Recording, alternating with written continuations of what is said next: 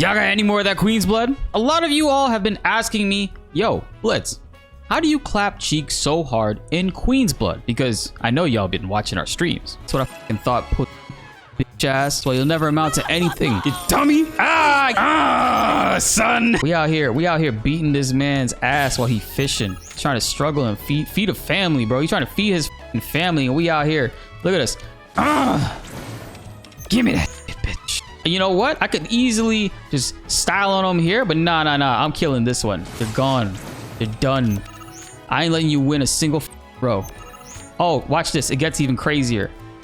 I'm out here beating the brakes off of NPCs, making them rethink their day jobs. Is anyone a challenge? Queen's Blood is a lot like fishing, you know? Why don't you just go ahead and push him in the water too? Push him in the water and just snap his fishing rod in half. I'm gonna throw your boxes in the water too, so you can't even stack this shit back. Yeah, what you gonna do now? Don't worry, you guys could do the exact same thing, and Queen's Blood is a lot easier than it looks, and I will be aiming to explain that to you guys in this video. We're gonna be showcasing the simple, basic mechanics of the game, how it essentially functions from a tutorial standpoint, and because of where I currently am in the game, I cannot fast travel. Curses, the last stream. Curses. But I can show you guys stuff from the tutorial and then what my personal deck looks like, and then play against certain enemies where I'm located right now, and showcase how you can actually use these cards to manipulate the battle to increase your chances of winning. There are some really amazing cards you can get very early as Chapter 2 and Chapter 4. Once you get to Under Junon, things start to open up incredibly. The game gets ridiculously addicting already from the jump, but it gets even crazier in Chapter 4 and later on when you get swap cards or replacement cards or sacrifice cards if you're a Yu-Gi-Oh fan. And don't worry, I got you guys covered because you guys have been asking. So hit that subscribe button and notification bell so you don't miss out on any more updates, because we got a Kate Sith and a Yuffie guide coming your way very soon. Help rate's at 38%, even higher. And now let's get into the video. Queen's Blood's deck menu actually on the bottom right allows you to redo the tutorial, which is pretty convenient, honestly. But essentially the way Queen's Blood starts is that you are always going to be the player making the first move in this game. Both your side starts off with one pawn on each row, and your opponent starts with one pawn on each of their row. And the point is to collect as many points, more so than your opponent, in order to win. Your opponent can win one row while you win two, and you could still win. And also there are certain points where you could score a lot of points in one particular row, with depending on what cards you get later on, to the point where your opponent can win the other two and it doesn't even matter. You could still smoke them. It's happened to me before. We'll talk about some of those cards later on as well. The main thing with Queen's Blood are the pawns. Look at each card. Some cards have two pawns, some cards have one. You can only play a one pawn in a single pawn slot, but you cannot play a two-pawn card in a single slot. A two-pawn card needs two pawns, and I'll show you how to do that. This Gargantuar, they want us to play it right here in the middle. It has sort of an X format. You always want to look at the white square in the middle. The white square is where you will be placing your card, and you can see where the yellows are is where the area of effect that their pawn will be placed. So the Gargantuar is a one pawn, so it'll place one pawn in the X format. You see the top right, we're getting a pawn over there, and the bottom right, we're getting a pawn over there. But in the middle, we're not getting one because it doesn't apply one there. If you, depending on where you play, this of course can be different. If you play it down here, you can get a single pawn up top there. Every card has its own strength, and this particular card is best to play in the middle to maximize how many points you can create. So we're gonna create two pawns where there weren't any previously. And you'll see right here, the opponent will make their choice now. I think the tutorial is always going to go up top, so this is actually easy to dictate and show you guys where they're going to go. So you see they have 2 points in their row, and we only have one, so it might look like they're winning right now, but that's no big deal. Now we're going to play the Levercron card. This card is best for the top row because it'll place a pawn on the right and the bottom, and it actually gives you 2 points, which is pretty good for a single pawn.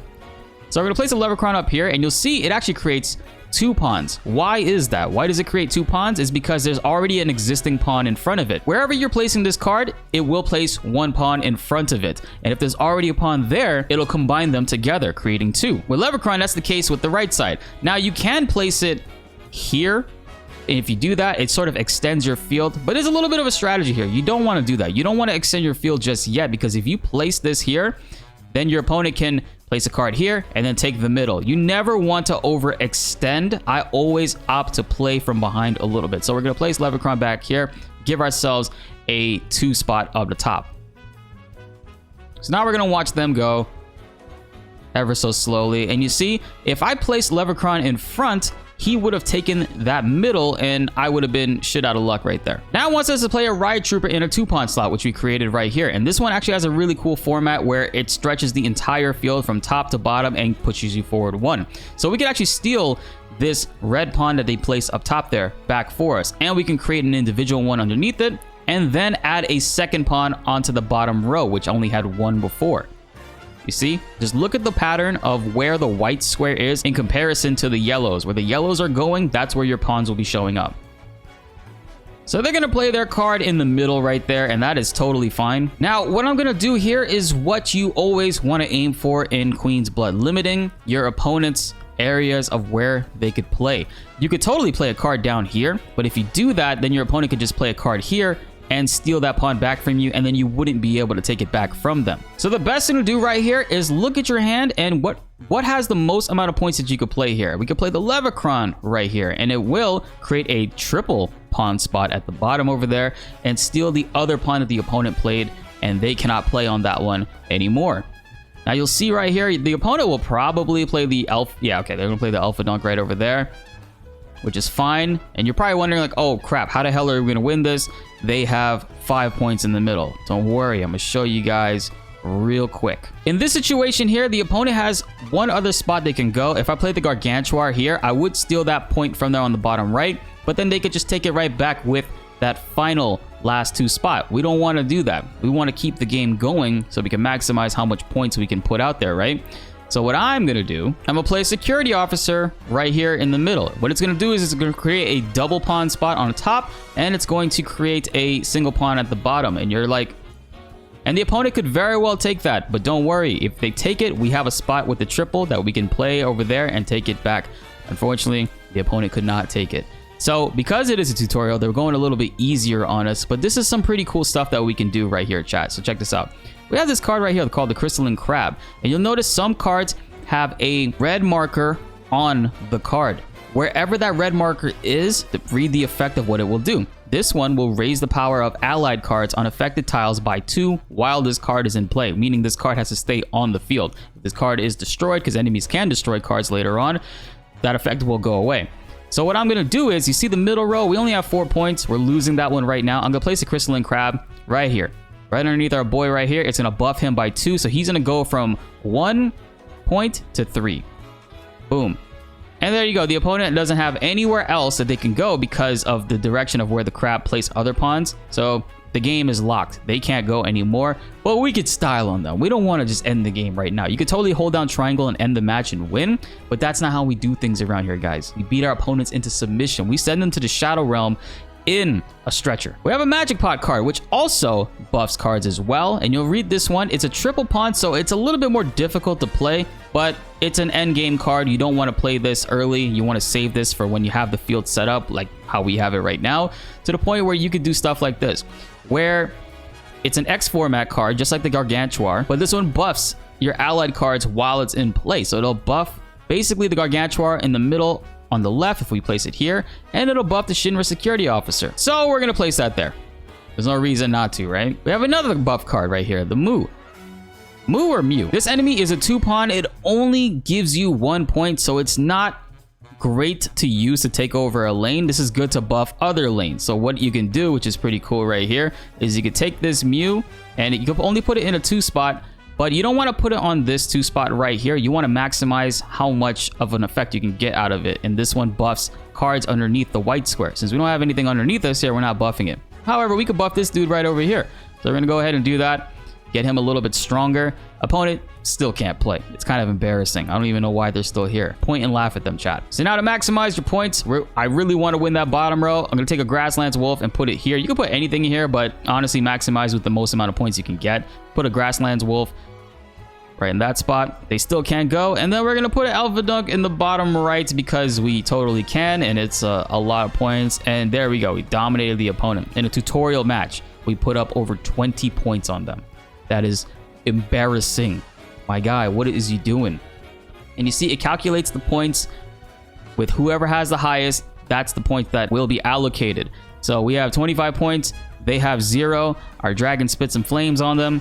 And we laugh at every single person that we do this to. Now, that's a very basic deck, guys. I do want to talk to you guys about some really awesome cards you can get later on.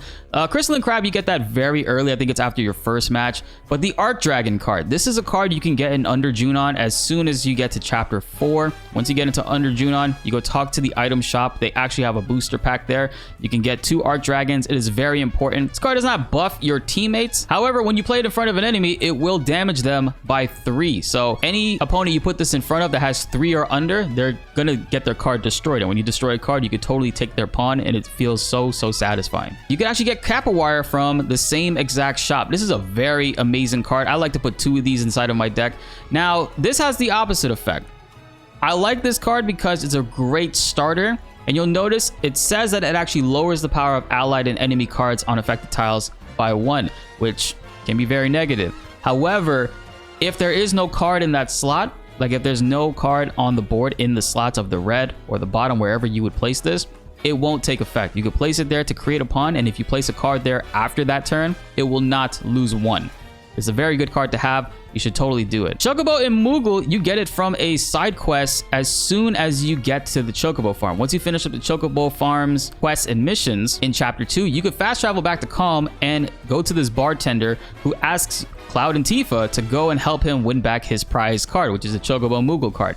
Doing this quest line is very important. You need to do this thing ASAP because it unlocks the card shop in the grasslands, which every chapter you complete will upgrade and add really powerful cards to the deck. And once you finish that side quest and get the Chocobo Moogle card, you could actually purchase things from him immediately. You could purchase this Titan card from him, which I highly recommend you do. Chocobo Jockey, I got this card from the Gold Saucer. It is very good. It does not expand the field in the best possible ways, but the special effect is insane. If you play this in any lane and you happen to win that lane, no matter what, if you win it by 1, 2, however much, it'll add an extra bonus of 10 points. Posh Chocobo you could also get from the Gold Saucer. It's not really important, but I have it on just to boost more points as well. I only have Security Officer in here still. I haven't really taken the time to go through and like change. I'm more than positive there's better plus shape cards out here, but he does come in clutch and we do buff him quite a lot, so it works out great sometimes. Midgardsormr is probably my favorite card right now in the entire game, depending on where I'm at right now. You can also get this card in Chapter 4 as well, as long as you get to Blood Squire rank and then you play against the special battle in the Crow's Nest, which is also in the Junon region. Once you defeat him, you unlock Midgardsormr. And yes, it is a 3-pawn card, but we have a lot of cards in here that can help us bring it out early, and I'll show you guys live in a battle just now. And you'll notice I have these cards right here with a weird icon that doesn't seem like it gives any pawns. It does give pawns, however, you have to sacrifice a card on the field in order to play it, and it's very important later on. As soon as you can get these Chimera cards, as soon as you get these swap cards, that's what I'm gonna call these, sacrifice cards, whatever they are, replacement cards, these are very important because they extend your opportunities to retake the lane against your opponent. If they take your pawn, you can go ahead and play this over your existing one to take back that spot from them. Do that with Insectoid Chimera, Gigantoid, and Grandhorn. Grandhorn you can get very early on as the Dust Bowl. That is Chapter 8. You can purchase this from a card shop. It will destroy an allied card and replace it while adding in and taking over pawns in front, on the right, and underneath it. Gigantoid can actually be purchased in Gungaga as well. That is Chapter 9. So Chapter 8 and 9 is when you can get these 2 wonderful cards. Insectoid Chimera is possibly the most clutch of the swap cards you can get very early on. You can get this as soon as you get to Cosmo Canyon. And you get this by beating Robin in a Queen's Blood match. Trust me guys, this is one of the best swap sacrifice cards you need in your deck. Chocobo Moogle and Titan are very early cards you can get that can help steamroll a lot of battles. You don't want to miss out on these guys. Titan is a very easy card to play with 2 pawns, and not only that, when you play it, it has a very unique effect where the positions in front, either up top, to the right, or bottom, will create 2 pawns no matter what. Godlike card. Seriously, godlike card. Midgardsormr can be pretty broken, especially with swap cards in hand. It does have 6, which is crazy, and it is active from 3 pawns. But whenever an allied or an enemy card are destroyed, Midgardsormr will raise its power by 1. This card can get really beefy, and you can raise its power by destroying enemy cards with Arc Dragon or Capparwires, or your own cards as well. And you could also raise its power by playing a Insectoid Chimera, a Gigantoid, Grandhorn, any swap card. It's ridiculous. And that's it. You don't need anything fancier than this, to be honest. There are some really amazing decks you could put together. Of course, as I unlock them, I'll be showing you guys. But a lot of you wanted to see my deck, and I'm gonna show y'all exactly how it works. Now, in the beginning of every Queen's Blood match, you could actually swap your opening hand and shuffle back to draw better cards. And right now, we totally want to do that. This is not a great hand to start off with at all. We're gonna swap back into Chocobo Jockey, this other replacement card, Titan for now, and Gigantoid. And hopefully, we can get a Capparwire and Arc Dragon, and maybe Midgardsormr as well to start off. Nice. Started off with a really good hand here. So what I'm going to show you guys here is I'm going to take the Capparwire, I'm going to place him here, and you'll notice it does debuff underneath and above, but it doesn't take effect unless there's an enemy card already there, or an allied card. There is none there right now, so we're totally going to play it, and no big deal, you see they went away. And now we're going to see what this opponent plays next. He's going to play a crab right there in the middle. That's not bad. Now, typically, you don't want to play another card here, because if you do that, it's that their opponent can just play again in the middle and then take the middle from you, and you won't be able to get it back unless you have a swap card. So I don't have a swap card in my hand, so I'm not going to do that just yet. We're going to take it easy. We're going to play a pot Chocobo here just to extend the field. And what else are they going to drop right here? Mandragora. Not a great card, honestly. It's kind of funny that they're not playing anything insane. So we're going to play a Chocobo Moogle here, and you'll see the Chocobo Moogle creates where the single pawn is on the bottom. It's going to create a 2 pawn, and it's going to create 1 in front because there is none there.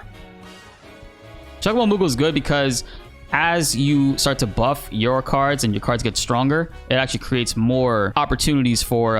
So we're actually in a good spot right here where we could play this Arc Dragon. It's going to create a triple on the bottom left. And yeah, the opponent can take the middle, but we could take it back easily with one of our other cards.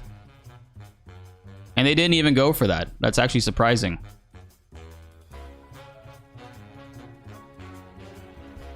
So what I'm going to do here is I'm going to play a Capparwire just to take the 2 in front and create no other areas for the opponent to go. So they're going to play their swap card. That's fine. But look at that. We have a swap card of our own. So no big deal. I'm going to play... Actually, I'm going to play Grandhorn. I'm going to play Grandhorn here. Save the Insectoid Chimera for the next turn. We're going to play this here. And you'll see... It gets rid of our card, but it takes back the spots from the opponent.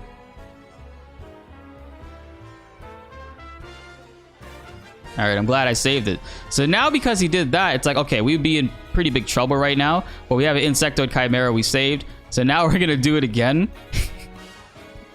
Yes, we have less points now in the middle, but the opponent cannot go anywhere. And it's kind of hilarious at this point. Here's another cool thing that we can do. We have an Arc Dragon. We're going to play the Arc Dragon here. It's going to erase. It's going to destroy their crab. Boom. Get rid of that right there.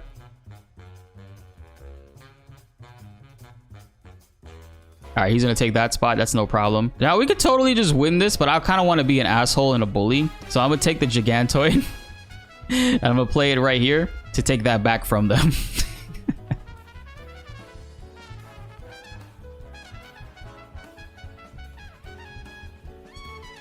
Keep it up, buddy. Keep it up. See, he took that spot back, but I'm not giving it up. I'm not going to let him play.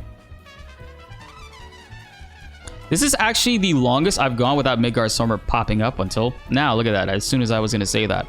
So you see Midgardsormr is right here. We could play him up here, or we could play him down here. I'm going to play him there.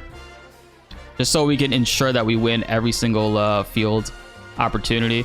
Gonna play Titan up there. I'm gonna play this crab here because it can buff my Insectoid, get 12 points in the middle. I'm gonna play Chocobo Jockey right here because it's going to increase us to 9 on this lane, but also give us a plus 10 on top of that if we win the lane, which is impossible to lose at this point. And then we're going to play the Security Officer. This was totally unnecessary. This is actually bullying. This is cyberbullying the NPCs. I should have ended this match a long time ago, but I wanted to show you guys how you can dominate with these cards. And do not let these NPCs bully you. You got to bully them. They have one purpose in life, and it's to be bullied. And we'll add up the points, and you'll see we got a whole lot, guys. A lot. So we get 13 in from the middle, and on the bottom we're getting 19 total. We're gonna get 9 from the lane, and then a bonus 10 on top of that, so 44. With Chocobo Jockey and Posh Chocobo and many other cards, you very easily will be seeing yourself cross over the 40 point threshold 50. There are cards in the end game that I've seen people been able to score 100 plus, 150 plus. It is crazy. We're gonna run that back again, just so I can show you guys what a match looks like with the Midgardsormr coming in early. So again, we got some swap cards in already. We're gonna take those out. Pretty good hand, pretty good start right here. We can start off with Chocobo Moogle, then we can play Titan, and then Arc Dragon. So this is actually one of the best hands you could start off with, to be fair. So we're gonna play. We'll do Chocobo Moogle in the beginning. He's gonna play his bird. Now we totally could play Arc Dragon here and get a triples off at the top right there, but we'll save that for now. We'll play Titan. Titan's gonna dominate. It's gonna be very difficult for opponents to to just completely get rid of that shit. Now, I'm actually going to play a Capparwire here. Just cuz. We'll leave no gaps. Okay, and we're totally good. I could play a Chocobo Jockey right here. We don't have to worry about that. Now, the opponent goes on the bottom, which I think they most likely will. No, they're going middle. So they could save that. No big deal. I actually want to steal that middle spot and ensure that they don't win that one because they have a plus 10 on top of their lane. So what I'm going to do is I'm going to play an Arc Dragon. It is 3 points, but it's creating a triples spots at the bottom for me. He's going to play there and get 1. That is not a problem at all. We could play Midgardsormr there. Guarantee the dub, essentially.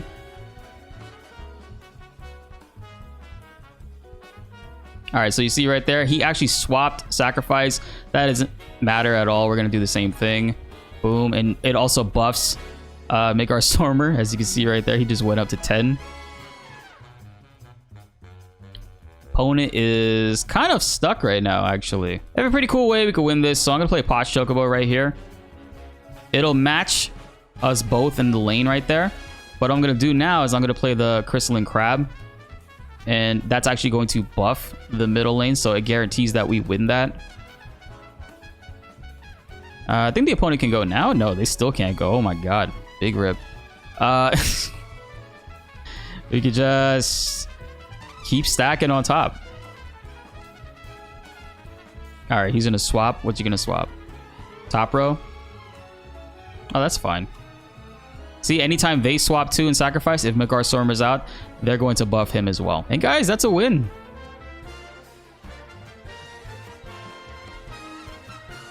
Really? You're going to swap? For what purpose? You're just going to keep buffing me. Sorry, guys. This opponent just doesn't know when to quit.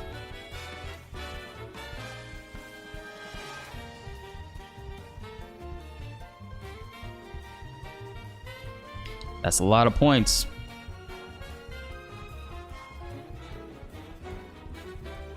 Do. 47. Wow. And for good measure, I'm gonna show you guys another match as well. We'll get rid of that swap card, and we can get rid of these 2 right here. All right, what are we starting with? Great hand. Pretty solid hand. So we're going to go with Capparwire in the middle. And you don't always have to start off in the middle. I just like to because we have swap cards now that can honestly deny our opponents if they try to keep on taking it from us. So now I'm comfortable to a point where I could just play in the middle again. So I'm going to do an Arc Dragon here. And you'll see that he'll probably go in the middle. No, he won't. It's like, it would have been really smart if he went in the middle. I kind of wish the NPCs were a little bit smarter. But we'll do this. We'll play Chocobo Moogle. Where are you gonna go? So now we can play the Crystalline Crab down here. It'll buff the Chocobo and Moogle. And take that bottom right side so they can't even go. Unless they have a swap card. which will probably pull out right here. Yeah, okay. Security officer, man. Good old security officer, just taking that from them. And Insectoid Chimera will save us, basically. Like, if they ever keep trying to, like, take stuff and we can't win it, essentially. But we totally can. This is going to be very rough for them. Play that there. No matter where he goes, he just can't do anything. He's been locked down. And look, Midgardsormr is just going to keep getting buffed from now. So what I'm going to do is I'm going to be an even bigger bully. And we're going to keep playing cards right here. Take that spot from him. Let's put Titan. Let's just stack the holy hell out of that.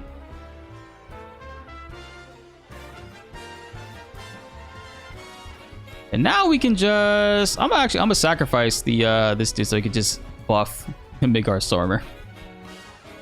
And then watch this. I have an Arc Dragon. I'm going to sacrifice... I'm just gonna kill his other one.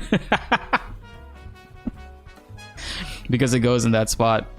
And honestly, we win. We can't even play these here. But we could totally do like funny stuff right here. Where we just find the weakest card.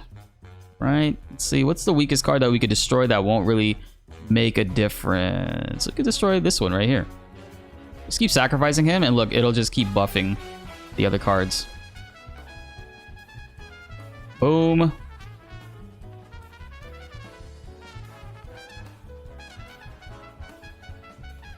Boom.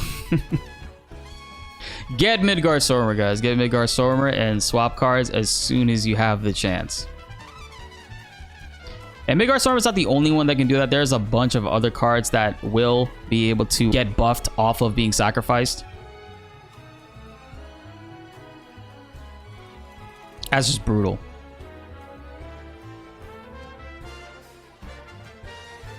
There we go. I wanted to show you guys a 50 bomb at least once. Queen's Blood is a very addicting game, guys. And this deck is by no means the best deck in the game. There's quite a lot of other great cards that I have yet to get at this point that I'm playing right now in the first playthrough. We're at chapter 11 right now. But you can totally get Titan, Chocobo Moogle, Capparwires, Arc Dragons, all as early as chapter 4. And you totally should do that. Midgardsormr as well. The swap cards you'll get later on, and they're not really going to be needed until you get to chapter 8 and 9 and 10 when opponents start using them to try to like extend the field on you. Don't let them bully you. Add these to your deck. These are very, very good and pretty broken, essentially. Chocobo Jockey and Pot Chocobo, I probably won't keep in my deck later on for endgame. I just have them right now to boost points and just get crazier stuff going. That is how you play Queen's Blood, and that's how I play Queen's Blood. It's all about rushing the field and locking down your opponent's positions.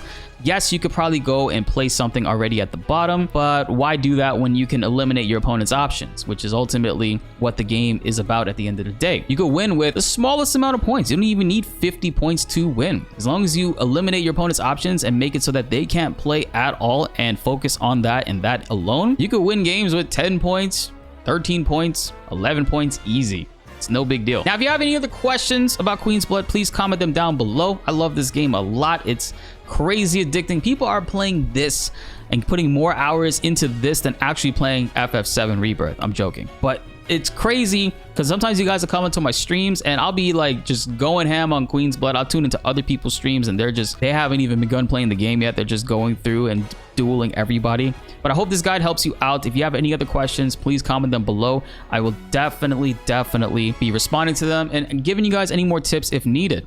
And on top of that, we also are working on a Queen's Blood compilation series of like the funniest matches and moments that we've had where we just completely style and destroy enemies. So I hope you guys look forward to that. It's been a really awesome time playing this game, and it's insane with how much content and how much things there are to do in Rebirth that we can do stuff like this. And I hope you guys enjoy. Be sure to like the video if you enjoyed and subscribe if you are new. More Final Fantasy VII Rebirth videos are on the way and you don't want to miss them. My name is BltzZ, and thanks for watching.